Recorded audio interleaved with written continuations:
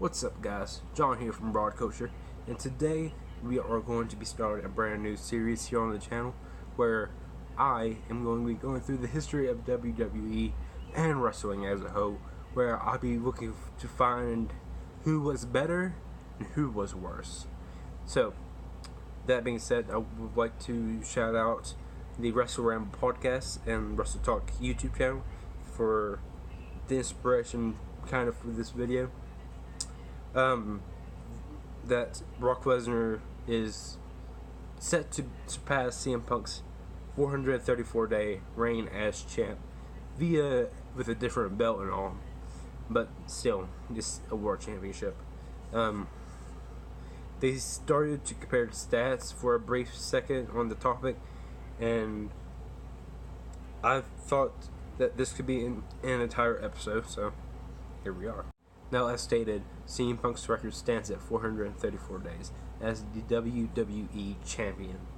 And at the time of recording this, Brock Lesnar is around 410 days as the WWE Universal Champion. And if the rumors are to be believed, then Lesnar won't defend his title until around SummerSlam, putting him around 501 days as the champ, officially passing CM Punk's record at Money in the Bank, which is in Chicago, of all places. So, to start off the comparison, let's go over the stats. CM Punk was the WWE Champion for 434 days. He defended the championship 141 times in total, 12 being on pay-per-view, 9 being on TV, and 110 being on house shows. His epic reign started at Survivor Series 2011 when he made the then champion, Alberto Del Rio, tap out to the Anaconda Vice. He then would go and beat him again on Raw. Then, at the 2011 TLC pay-per-view, he would retain against The Miz and Alberto Del Rio in a three-way TLC match. He would then lose via countouts to Dolph Ziggler on Raw, with the help of John Laurinaitis, but would pin Dolph Ziggler at the 2012 Royal Rumble. He would then go and defend it against Kofi Kingston, R-Truth, The Miz, Dolph Ziggler, and Chris Jericho at the 2012 Elimination Chamber. Now, in this match, Chris Jericho was not eliminated. He was kicked out of the chamber and would not let back in.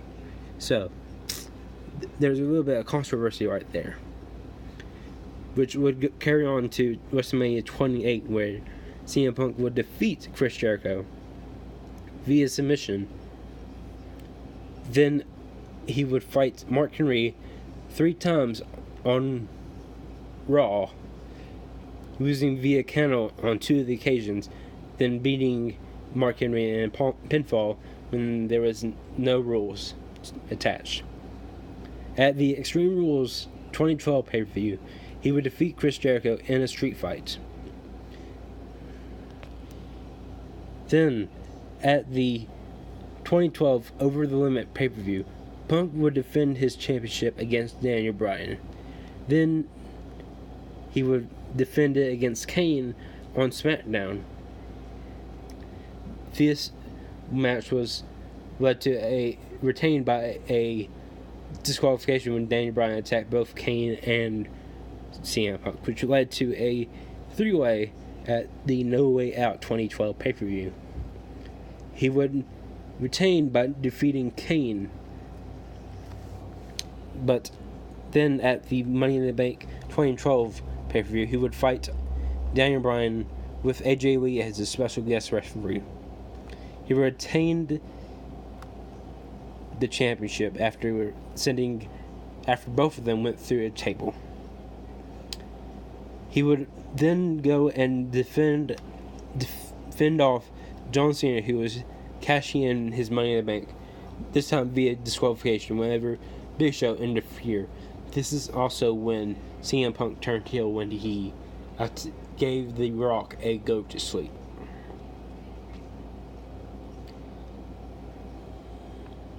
At SummerSlam 2012, he would beat John Cena and The Big Show. And he would continue to beat Cena at Night of Champions. This time was controversy again, because it appeared that Cena won, but Punk was given what was announced the winner.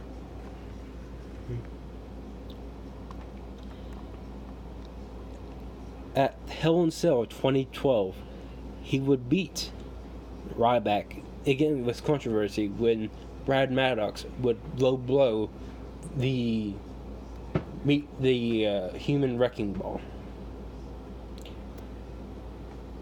Then at Survivor Series, he would retain again against Ryback and Cena via disqualification from the debuting Shield. Well, not by disqualification. The Shield would interfere and allow CM Punk to pick up the win.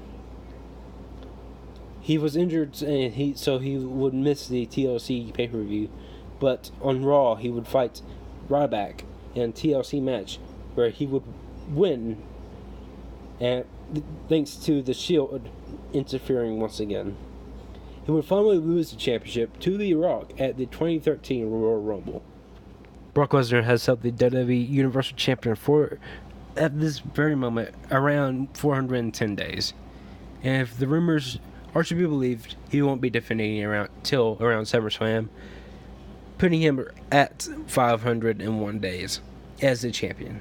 So far, he has had 10 total defenses of the championship, with 4 of them being on live events and 6 being on pay-per-views.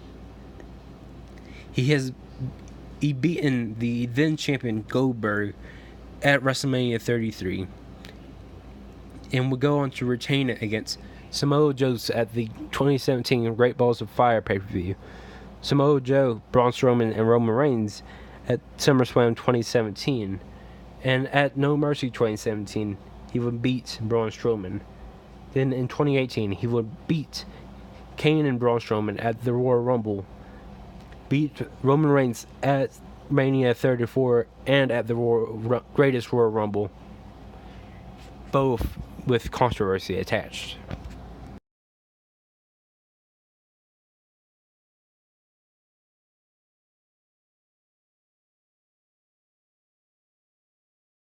So with everything that's brought before you, what do you think? Who's better, Brock or Punk?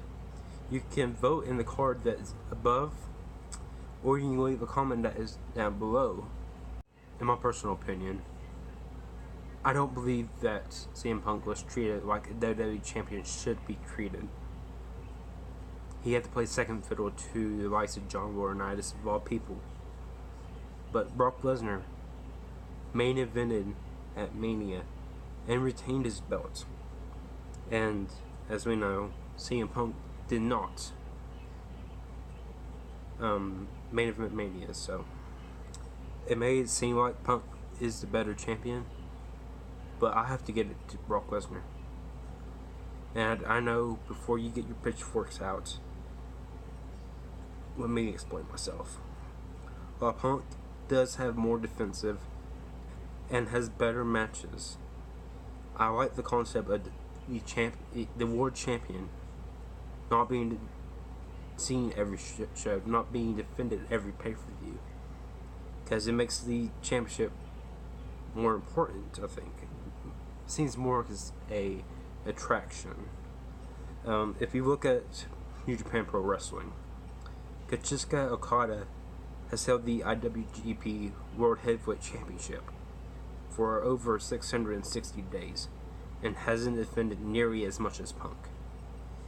He's basically around what Brock Lesnar is at, and everyone loves Okada's reign. They don't think his reign has surpassed the okay, he should drop it now. It's more of a keep on going, man. Like, yeah, but in that way, that's the way I like to see the belt. Being not appearing on TV as much, being rarely defended, is better because it's not oversaturating the product. It makes whenever it is on screen looks more important. Punk's reign was impressive, no doubts about that. It did bring prestige to that belt. But when the day comes that Brock Lesnar does lose the Universal Championship, it's going to feel like a bigger and more important scenario. Also, you can't lie. The fact that Punk lost the championship to The Rock, who was a part-timer and was only given the belt so he has a reason to fight Cena at Mania again, it's a souring feel because Punk was on a Okada level. He's like, we want you to keep the championship. You could go break Bruno Sammartino's record and we would love that, but as we know, Punk lost it to The Rock, and it was not a good storyline going through him just losing. Still, that there would be a reason for a rematch of the once in a lifetime match. Now remember, hit that subscribe button. There'll be a video right around here if you want to check that out. If you like this video, give it a thumbs up, and down in the comment sections down below, tell me who you think was the better champion.